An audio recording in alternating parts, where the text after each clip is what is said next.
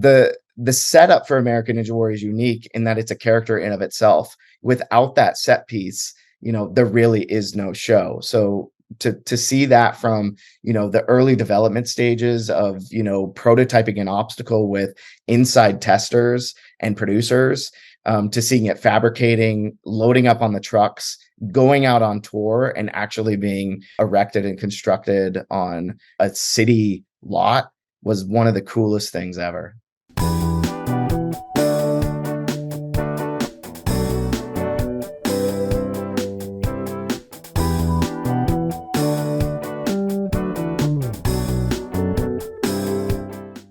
Mike Woodward is a multimedia ideation consultant and producer who has sold award-winning commercial concepts to national consumer brands. Mike has over 2 decades of experience in the entertainment industry, and his journey includes notable positions in entertainment PR for 10 Las Vegas Strip hotels and involvement in the planning and execution of the Sochi Winter Olympics opening and closing ceremonies. In 2013, Mike joined the ATS team as a production manager when the company was a staff of 6. Over the next 5 years, he played a crucial role in the company's growth, witnessing the team size and his own responsibilities double each year. Having managed the production of hundreds of shows and events worldwide, Mike currently serves as the president of originals and production at ATS. In this role, he assumes the responsibility of shaping the company's creative direction and driving sales through business development, forging partnerships, and producing captivating content. His most recent accolades in this role was executive producing Clash of Trades, an award-winning branded competition series. Mike is a welcoming LGBTQ plus member and pushes for diversity and equity in the workplace and his local community. Mike and I also went to undergrad together. We are Utah Utes, and I have been watching him build this career and focus on his passions. I am so excited to have Mike on the show today. Mike, welcome to Prospecting on Purpose. Thank you so much for having me.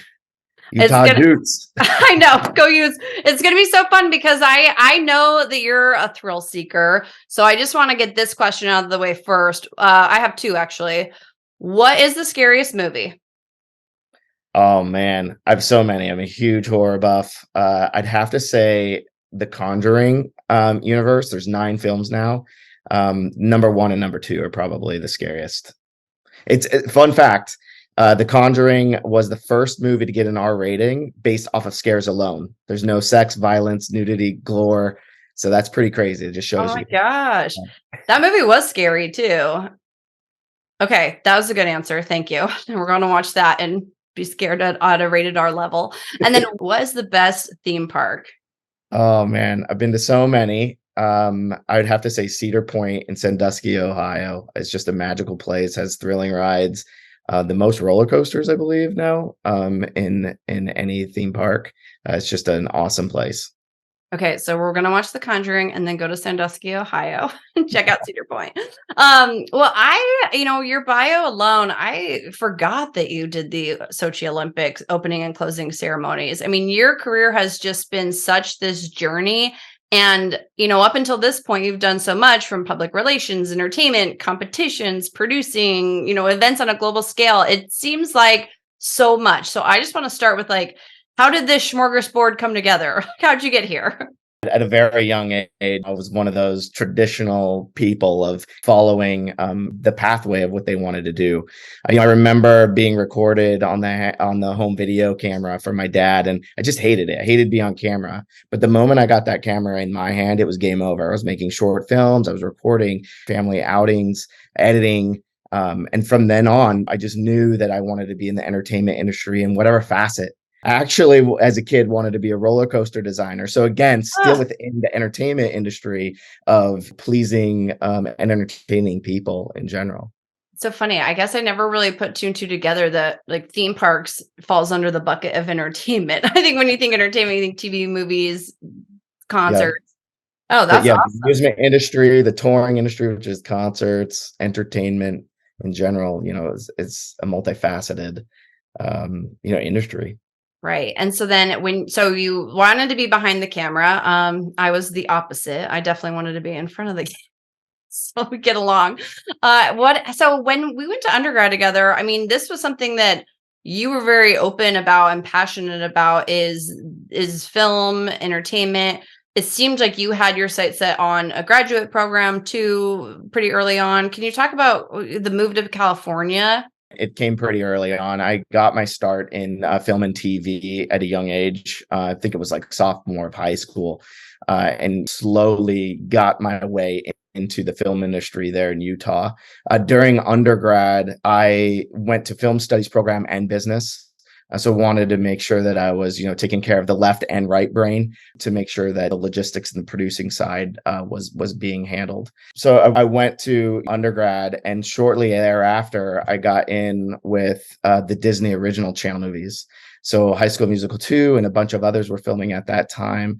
And, at the time I was still young in my career, and I was, working for free as an intern. But at that stage, I was really able to, pivot myself out of production assisting and like chase a department in which I really wanted to work in. At the time, it was camera. So from there, I worked my way up into, second ACing, which is, second camera assistant. And, on the off season, I was also working the Sundance Film Festival. So I was just always trying to figure out, what is next on my agenda. The film industry died when the economy kind of tanked out. The housing crash happened in 2008 and 9. And that's when I had my eyes set on, moving out to LA. I was either going to move out cold turkey, or I researched all the film schools, and I found the one that I wanted to go to, which was Chapman University, in which it was a place where it was a conservatory. So you were working with various different facets within the programs. I was in the producing and TV, or film and TV producing program. And then you had the directing program, the screenwriting program, the DP program, director of photography program. So, and you also owned all of your projects, which was important to me. If we were investing all of this time and this money, it wasn't going to be owned by the school. So I applied and I got in, and that was it. And again, set your mind to something and either move cold turkey to LA, start from the ground up, or, get into school and, see if you can work up your network that way. Well, I like your comment about left brain and right brain too, because I think that people get stuck in this like either spinning wheels where they're just like, focusing on the wrong things. And from just that part of your story, I heard that you were like finding and collecting all of these different skills along the way. That to me is super important. It's super important to me to, train and exercise my brain in the creative fashion, which I love, but I also love the logistics. Give me a crazy show that has X amount of locations, and how we're going to do it in, 2 days is something that's really exciting to me. In a way, it's also creative, Right. figuring out the money aspect of things and the financials. Okay, well, let's talk about that then. What's like the craziest project you've executed? Or like the most Um, fun you could. Yeah, I mean, there's so many at our company. I think one of the ones that I am most excited about is, again, I love, everything about the entertainment industry, and another industry that I always wanted to work in is music concert touring. Mm. And in this case, I was brought on to production manage American Ninja Warrior. And at the time, we were doing 7 cities, a national tour of 7 cities. So, I was taking 7 semis, I think, 7 to 9 semis across the country with all of our gear, and working with the cities and the production company that was hiring us to make sure that this was functioning. The setup for American Ninja Warrior is unique in that it's a character in of itself. Without that set piece, there really is no show. So to see that from, the early development stages of, prototyping an obstacle with inside testers and producers, to seeing it fabricating, loading up on the trucks, going out on tour, and actually being erected and constructed on a city lot was one of the coolest things ever. Well, that's so interesting. I never would have thought of the set and the obstacles as being one of the characters of the show. Like, that's really interesting. It's like you're the talent manager, like taking the transformer all across the country. I mean, if the obstacles fail or if they're too Yeah, difficult, really, what is the show? You know? right. And have you had that? I mean, So from there, let's talk about ATS a little bit. Let's talk about ATS a little bit because I don't know if everyone associates ATS with American Ninja Warrior, and it seems like you guys do a lot more than that. So can you introduce us to ATS? Yeah, absolutely. ATS is a phenomenal company. Its real title is Alpine Training Services. In Mm, 1999, we got our start as like a canyoneering guide group company in which we were taking cool. tours around the world. And some of our patrons were actually producers for The Biggest Loser. At the time in 2006, they kind of outgrew their challenge team. So they remembered, the adventures that we took them on and said, hey, can you help embellish and, bring more dramatics and theatrics, with a challenge obstacle mind to our show. And from then on out, the ATS team was formed, and became kind of like the go-to company in the film and TV or the competition reality space, really. I think what's interesting about that story too is you hear a lot of stories of companies that get large, like ATS, where they started as something else, but then they pivoted to where the demand was and where the flow's going and where the interest was. So I love that it started as like a canyoneering company or a guide group, and then it's evolved into like the go-to global resource for challenge competitions. I mean, personally, before I really understood what you were doing, I don't think a lot of people give much thought behind like who builds that, who goes and sells it, who makes sure it all works. So I would be curious, do you find like how do people find you? Is it more inbound inquiries? Like the bachelor wants to, repel people off the Luxor Hotel in Las Vegas, or are you chasing business? Like how is that give and take in terms of that business development? Yeah, it goes multiple different ways. Because we are one of the go-to companies in the industry within this space, we are very well known. However, we do need to chase jobs as well. We do have competitors now, so it's important to stay ahead of our game and make sure that we're continually inventing and finding ways to bring costs down without affecting the overall creative. So it goes two ways. News travels very quick. This industry, the entertainment industry, especially in LA, is very small. Mhm. So the more people you work with, the more people know you, or you start getting a reputation, right? So it's standard traditional business development that we do in sales. It's just you're selling something that's really robust and complex and complicated. And really talking them through the process, right? Mhm. When Holy Moly came to us, it was already sold at ABC, and at the time, some of the creative was very dangerous. Mhm. But they don't think through that when you're creating the show. That's why you hire professionals such as the ATS team of getting these challenges off of the paper in a safe way, but not really affect the creative too much. Yeah, what an interesting business model.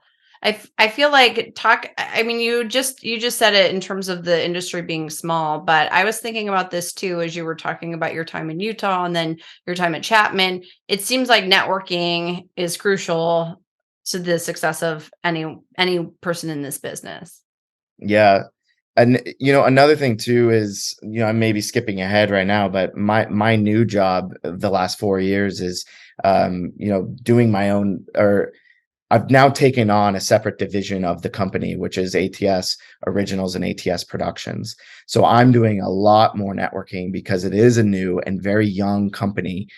So there's a lot more sales oriented and networking that's involved to make people understand that we do have a lot of experience within this space as well, not just in set design and construction. Mhm. Can you give an example of what you're going out to sell with the role? Like what are you actually selling? Yeah, not only am I, selling our name and our experience, but we're actively developing our own concepts within the competition genre.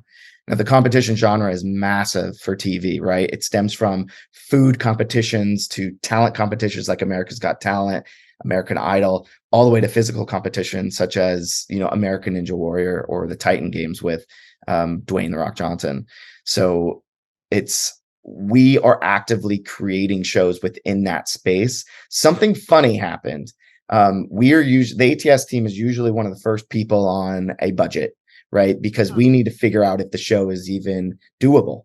So networks, which are your NBCs, your CBS, your ABCs, your Netflixes, they started realizing that and started coming to us directly, being like, hey, we know your creative is scattered throughout all of these shows. Like, what are you guys working on?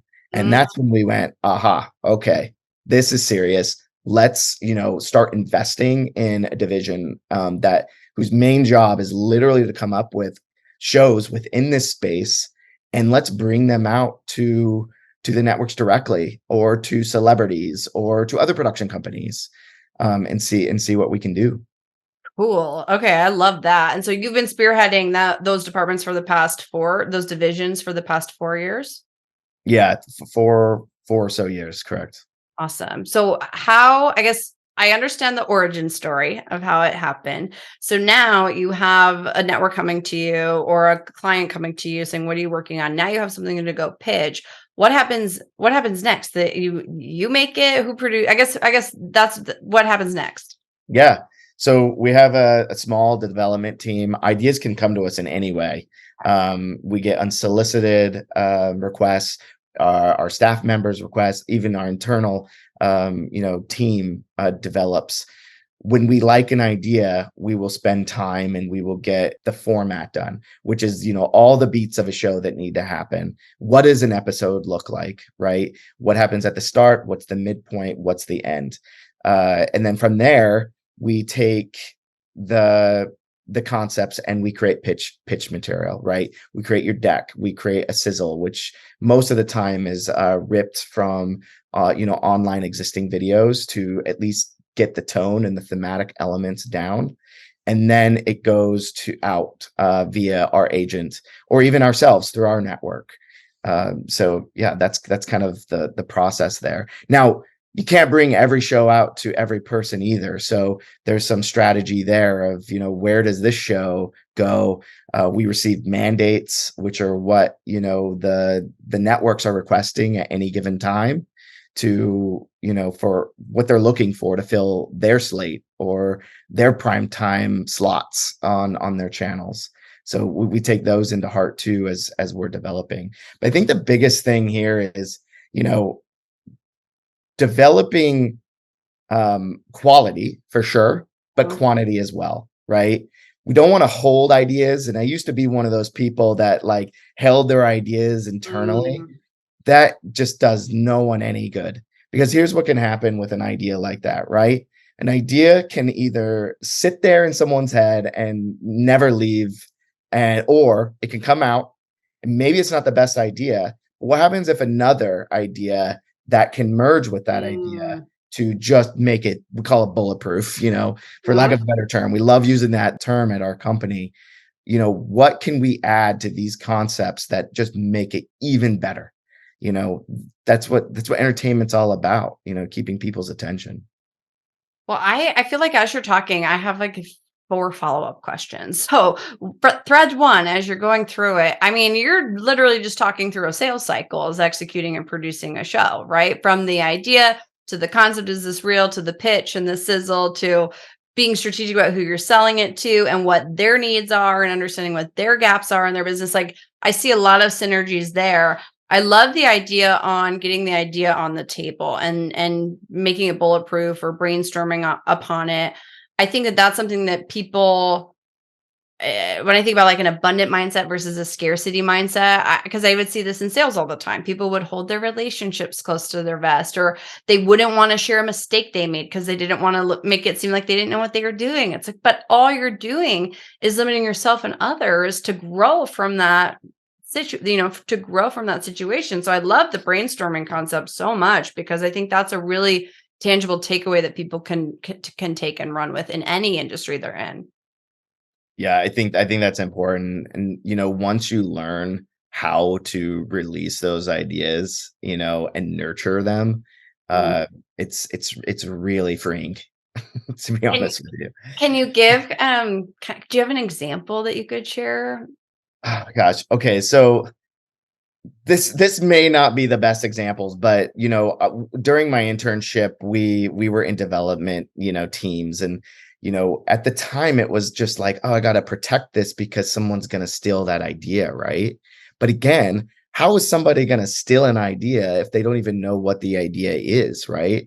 There's definitely strategy with releasing and trust for sure in any industry, but again, I think you just got to go with your gut. you know Most people are good out Yeah, in the world. I There are agree. bad apples anywhere you go. So again, though, you won't know until you release it. Well, I think too, what I see from your whole career and just the projects, like you are like the man of 1,000 projects too. It's like you turn the corner and you have a new Instagram account or you have a different project you're working on. Like you have so many balls in the air. But I think one of the big things is the idea is fine. Adding on to it's great. But the only thing that really makes it real is acting on it and taking action behind it. Can you talk a little bit about just taking action and not waiting for perfection? Yeah. Oh man, that's tough. I mean, when you're working on a show and a deck and a sizzle, I mean, you literally could work on that thing and for all infinity, right? At some point, you just gotta to end it and let it spread its wings. Mhm. An interesting thing that happened recently was a project that I was chasing for over 5 years actually just went to full execution just very recently. And me, I just talked about how much I love theme parks and entertainment in general, but I created an American Ninja Warrior attraction where, general patrons of an event, an entertainment venue, could go and try three of our most iconic obstacles that are ripped straight from the show. Like this is Cool. not like this wasn't a thing where we wanted to change it or make it easier. Like we wanted you to actually go and try this. But I got inspired when I was at a theme park and I saw there's a 3-point game challenge, a basketball Mhm. court that's at like most theme parks. And I said, how can I utilize that space and bring the American Ninja Warrior brand there, not as only like an upcharge game attraction to potentially win stuff, but for general public or passerbys to watch. It's such a spectator sport. It's Mhm. really fun to just see if you don't even want to try the stuff. So, that sat on our table. I kept pushing it. I kept pushing it. I am one of the innovators at our company. We took one of those personality tests, and I'm one of those where like the ideas just flow out, but it just wasn't the right time, right? Until we had the opportunity to work straight with NBC and Army in this integration. And I finally brought this out and we pitched it to them and they said, let's do it. And it was just a huge success. We've now met with the licensing team at NBC. So hopefully we can get this thing out to theme parks and entertainment venues around the nation. That is so cool because I think that that's a demonstration of your left and right brain coming out Yeah. too. Because you Yeah. have the creative, the attraction, but then really like you're driving traffic to Universal. That I'm sure it made them money. It's got more brand exposure. You have more spectator sport. Now you have the licensing agreement. Like that one idea now has like 5 or 6 different spokes coming off of it. That presentation was really fun for me to put together just because I wanted to know like what was the ROI on something like that. If a small park had X amount of people and paying $15 to try this game out, when do they break profit? What are the licensing streams for NBC? Where's the profit streams for the park? It was really fun to put together for sure. That is so cool. And how did people do? They loved it. Yeah. Everybody loved it. What was great is that we did have simpler paths within the actual obstacles, so you could choose which one you wanted to do. We ran 250 people Wow. for two. It was up for 2 days at City Walk at Universal Studios Hollywood. 250 people each day. So Wow. the capacity is actually pretty good. Wow. And what was the ratio of people that like did you have any people just really tank it? I did. I also threw out my shoulder. Oh no. I know. Those challenges are like not for the weak of heart. Like they're pretty intense. They're legit. Yeah. I think about I really liked I think one thing that people forget about is the revenue streams and the real life cost behind it. And one of the things, so prepping for this interview, I watched Clash of Trades and I thought it was such a clever show. Actually, before I pitch this question, would you mind introducing Clash of Trades? Yeah, absolutely. Clash of Trades has a very close part of my heart. We were introduced to this project from a company called Project MFG, which means Project Manufacturing, who is they collaborate with the U.S. Department of Defense in trying to get more and more people to understand the different types of trade jobs that exist within the industry, within our country. And there are, not only just blue collar, but there's white collar, jobs within that. And, I believe it's within a couple of years, we're going to face something like a 2 million job deficit within the trades industry if we don't, just bring note to what is happening and, what jobs exist. So Project MFG created this event called Clash of Trades. It happens every year. They have even other spin-off events to just engage trade schools and just people in general to get excited about the trades. And they built this awesome competition around it. And Clash of Trades gives away $100,000 annually, to the winning trade school. And the participants, that are there. So it's a really awesome event. And then how we are involved is, we bring the competition aspect to it. And Clash of Trades season 2, which is what we were brought on for our first season of it. We were brought on to produce the competition series and make it exciting and, hopefully, make it go viral. Just again, another stream of how you can get out the messaging, within social media, marketing. So yeah, that's kind of how we were brought on for that. Well, I watched the show and I really enjoyed it. And one of the things that I mean, I was smiling the whole time too. It was super interesting. So one of the things that I really liked about it is you had, 4 different teams. I could see the ATS fingerprints all over it in terms of the competition because right out the gate they had a challenge. It was kind of like survival style. If you get this challenge, you have an advantage for the rest of the competition. And then of course there was some twists and some people made mistakes and that set them back. Like you could tell that the tensions were high. But what I really enjoyed about it is I truly didn't realize how many jobs are out there. I mean, I think you hear the term tradesperson or manufacturing, and it's sort of this blanket term. So I was pretty blown away by the skill set that the individuals had on the show. But what I also thought was really interesting about the competition that's reminding me of what we were discussing at Universal City Walk with the American Ninja Warrior partnership is they had to really make this a real life environment, including, how much did it cost to produce the product that they manufactured? The team of 3 versus the team of 4 was less expensive. And just some of that real world things that were incorporated in the competition. I thought that was really clever because it seems like that's what happens in real life too. Yeah, absolutely. They really created a real world competition. Project MFG did. Yeah, I thought it was super clever. And one of the other things that I enjoyed about it was I'm watching this TV show, knowing I'm going to talk to the person who helped produce it, the executive producer of the show, and I was thinking, I'm so grateful that this gets to be my work right now. Like I get to learn all of this stuff that I maybe would have never watched the show if I just thought I was going after my own regular run of the mill TV shows.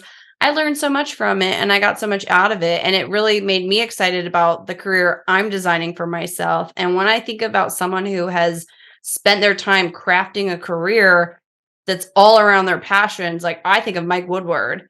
I mean, you really have just taken all of your passions and bundled them into a career, including the role that you're in. So I'd like to learn a little bit more about fine tune what passions you liked and which ones you dropped. Like, how did you kind of get to this point where you were picking up those passions and making them part of your role? Yeah, I think that, for me, I'm all about going with my gut. I kind of like follow the trade winds. I get on the ship. Mm, But the important thing though too is, you know, sometimes you got to get off that ship and get on another ship, you know? mm, So I think it's okay to make those very difficult life decisions, but always have that end goal in mind. And even if you don't have that end goal in mind, it's okay. But for me, it was a little bit easier because I knew like the entertainment was my path. It didn't matter really to me which it still doesn't, which mm. avenue I take within entertainment, just as long as I'm getting pleasure out of it. I enjoy working, and I still have that drive and that determination. I think those are some important key words for how I've gotten to where I'm at. Well, it's funny you talking about having the end goal in mind, but it's okay if you don't know it because you didn't know that president of productions and originals was the role for you because it didn't exist. It seems like you had to kind of spearhead your own way and make that role for yourself. I mean, I work at one of those companies where it's like, oh yeah, I guess somebody has to do that, um, I couldn't have imagined a better pathway for me in this role. I've been here for 9 years. It's the longest I've been with any other company. So it just shows you that I do enjoy, working here. You know, back when I was a kid, I remember putting on these stunt shows and building obstacles that were based off of Double Dare and Legends of the Hidden Temple in my backyard for neighborhood kids or my cousins. So for me, it's just such a full circle realm for me. I said so many favorite shows that I worked on, but I think one of those aha moments for me was when I was developing a kid show for Nickelodeon. We had slime and we had everything, and it really was one of those moments where I had to like peel myself back. It was a very hard show, but I had to pinch myself every now and then, being like, "Holy crap!" Like I feel like your younger self knew you were headed here in some capacity. But I love when those moments happen where you just like pull back and like give yourself a pat on the back of like, holy moly, like how did you know that like what you were doing as a kid would somehow develop your creative mind for your role, for your career? I think about too, I mean, that's really living with intention and being intentional with the actions that you take. And I think if you find areas that really like energize you and inspire you and you're really engaged, that's when you can get into that flow state. And then going with where the trade winds take you becomes a lot easier. I Yeah. love that you shared that. Thank you. And I like I mean, yeah, you designed a job where you get to play with slime. How many people can say that? Or My build biggest theme park regret is attractions. Yeah. One of my biggest regrets is I didn't jump in the slime shower because it was so freezing in the sound stage that I was like, I can't. But I regret it still to this day. Really? Okay. Well, I mean, I feel like knowing you, you're gonna have another slime opportunity in your lifetime. Let's hope. So what advice would you give for people that are either in current roles that they love and they want to like, double down and commit and start to build areas where their passion or if someone's not in a role that they like and they want to follow your passions, like what additional advice would you share on top of what you've already given us? Oh man, everybody's so different. I kind of already said it, but I'll say it again is, it's okay that if you don't know what you want to do, but I think that you maybe sit back, meditate. I call them stress naps. I actually had one today Love it. where it's literally where you just turn off your brain and like you're obviously going to be thinking about something because you're still stressing about it, but use that time to just like hone in and focus exclusively on that. If you're unhappy in your job or if you see yourself going in another path, take that stress nap, focus, meditate, and, kind of figure outline where you're going to be, and what did they always say? 1, 3, 5 years from now, 10 Mhm. years, the 10 years is the big dream. I think that's super important. I do it every year actually in my notepad. So that's another suggestion I would probably add for anyone to do. And again, 10 years could be whatever you want it to be.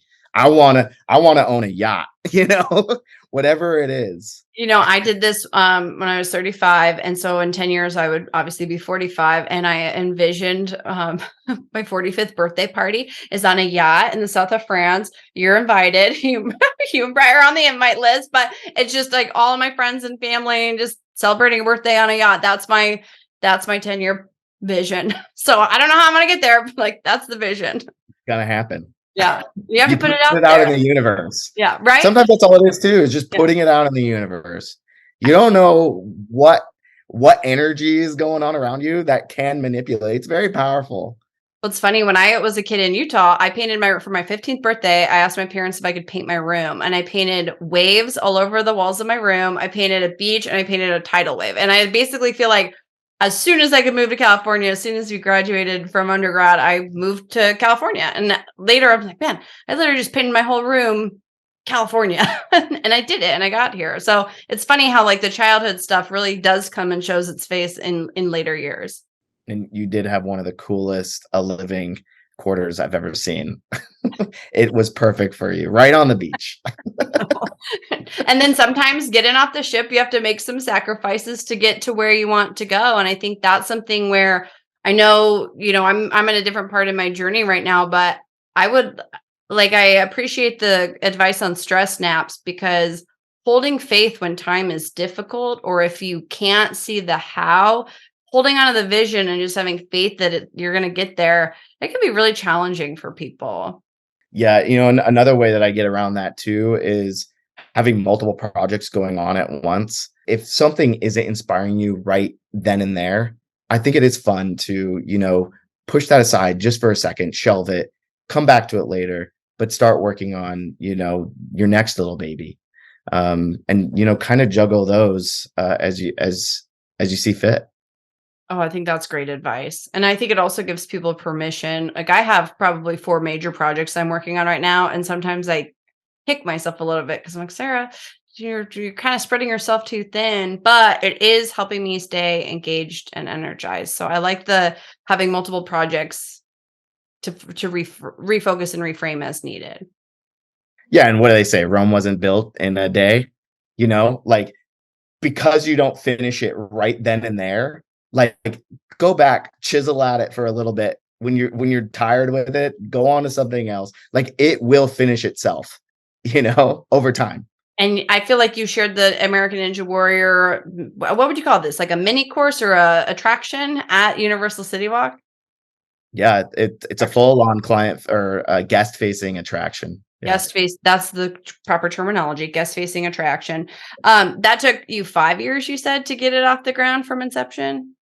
Well, now it was developed 5 years ago, and we would slowly hint at NBC that we had it, but it just took, the right place, right time, right person, to get it over that hump, which is very similar to sales, and especially the concepts that we create. It isn't really about the concept. It is about all of it together. Mm-hmm. Yeah. And you have to do so much business development to get that lift off the ground. What is your balance of time between business development, ideation, execution? Like, how are you managing all your time? We recently were able to get a coordinator who now helps take off of the actual creative development, or, creating the decks. That was such a time suck. So now having that off my plate is huge. So now it's really split in a way 50-50 of networking and also creating. Awesome. So it's like sales and marketing duo, dynamic duo. Totally is. Our division is very similar to a marketing department. In fact, we do also house the marketing within this division, including social media as well, just because it is so closely related. That makes a lot of sense. And so now you're leading that team, you're leading that division. Can you share any sneak peeks of what's coming next? We're kind of strayed away from this because the litigations and the difficulty of everything is, but I was playing this board game at a friend's house, and I was like, holy crap, there's a show in this. And everyone around me, all my friends were like, you're crazy. What? I'm like, no, there's a show in this. Trust me. We developed this show. We wooed a very popular musician who co-created this game. And we just signed the deal very recently, and we're about ready to lock the creative on it, and we're going to take that out this fall. I can't say who the celebrity is or the Okay. game, but it was a pretty big feat of ours of actually, licensing an IP and working with, the creatives behind the game to collaborate on a reality TV show from a board game. Cool. Oh my gosh. So that's if you would have just let that idea sit in your brain, we wouldn't have the show to look forward to. I didn't play that game at a friend's house. I know, Mike. Now I'm like, okay, I got to sidebar you and tell you all of my different ideas for TV shows. Well, I You honestly, do. yeah, I mean, I feel so energized by you, and I feel like you are someone who walks the talk, or yeah, walks the talk. I mean, you truly put yourself out there, you put ideas out into the universe, and then you bring them into reality. That is so cool. And I feel so grateful to be your friend. I feel so grateful to have you on the podcast. Is there anything else you'd like to leave us with, and or how can people find you? I mean, first of all, the feeling is very mutual. You kind of have, been one of those inspiring factors of me of picking, your destiny, your pathway, and to see you, blossoming is so magical and inspiring as well. Um, where you can find me, I think the best place is through LinkedIn. Michael Woodward. We'll leave the I'll put it in the show notes for the yeah. group. Mhm. But yeah, I mean, if you have a show idea, I'd love to hear it. We have submission forms for Okay. outside, submissions, or if you wanted to talk about the entertainment industry in general or anything else, I would love to hear from you.